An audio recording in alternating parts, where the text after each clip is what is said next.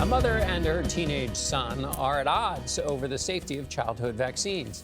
High school senior Ethan Lindenberger says his parents' misguided beliefs about his health and the health of his younger siblings put them at risk. He recently defied his mother and got vaccinated. Dr. Tara Narula shows us what can happen when children raised in anti-vaccine households start to get their own information. Tara, good morning. Good morning, John. Ethan Lindenberger says he turned to Reddit, an online message board, to help him find the truth about vaccines. After reading scientific papers and journals, he came to the conclusion he had to disobey his mother and get immunized. I questioned her judgment, but not her care. For most of his life, Ethan Lindenberger thought it was normal for most kids not to get immunized. But about 2 years ago, he began to see how the posts about vaccines his own mother was sharing on social media were dangerous. You have something like measles, which is a preventable disease that we can vaccinate against, that I and many people believe is coming back because of opinions like the ones that have influenced my mom. In November, Lindenberger asked strangers on Reddit where he could go to get up to date with his shots. "My parents are kind of stupid," he wrote.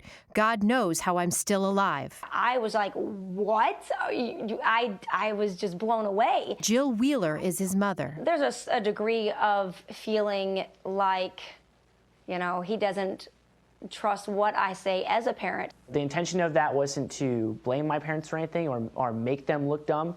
That came from a place of frustration and trying to deal with this issue and find common ground. Lindenberger showed his parents scientific studies that showed vaccines were safe and effective, but his mother remained unconvinced. I think it was just straight up fear of him getting these immunizations and having a bad reaction. I think a lot of people look at this as a straight black and white answer, and I don't feel like it is. Lindenberger is 18, and in Ohio, he's old enough to get shots without his parents' permission.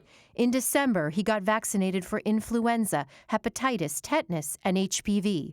His 16-year-old brother, who's now considering also getting his shots, will have to wait. There is no federal law mandating children be immunized. Only 7 states and Washington, D.C. allow minors to get vaccinations without parental consent. I'm very proud of him for standing for what he believes in, even if it is against what I believe. He's a good boy. He's a good kid. Ethan is getting his next round of vaccinations later this month. Anti-vaccine conspiracy theories often use pseudo-scientific language, which makes them both potent and enduring.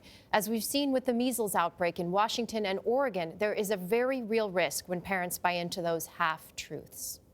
I love the mom. Yeah, what Yes, a fascinating. That they can talk together like that. So, Tara, where, if you're out there looking, would you go, other than Reddit, where should a parent look to go get accurate information? So the American Academy of Pediatrics, the CDC, there are many other websites where parents can get a lot of information that have studies actually debunking some of the common myths. But I think one of the biggest and best places is to just sit with your healthcare provider, the pediatrician, and have an open, frank, and non-judgmental discussion. It's been shown in surveys that pediatricians can really do a lot, because a lot of these parents, with just the right information, they can make choices that may be better ones for their families. And the mom was not judgmental against her son. There are not too many parents that could say on national TV, especially when he has slammed her that way, but he's a good kid, and I appreciate him speaking up. I know. That's what a something. great mom. Yeah, I think so, too. We talk about the dangers of the internet, now the power of it, too, with Ethan being able to do this research on his own. Exactly. Tara, thank you.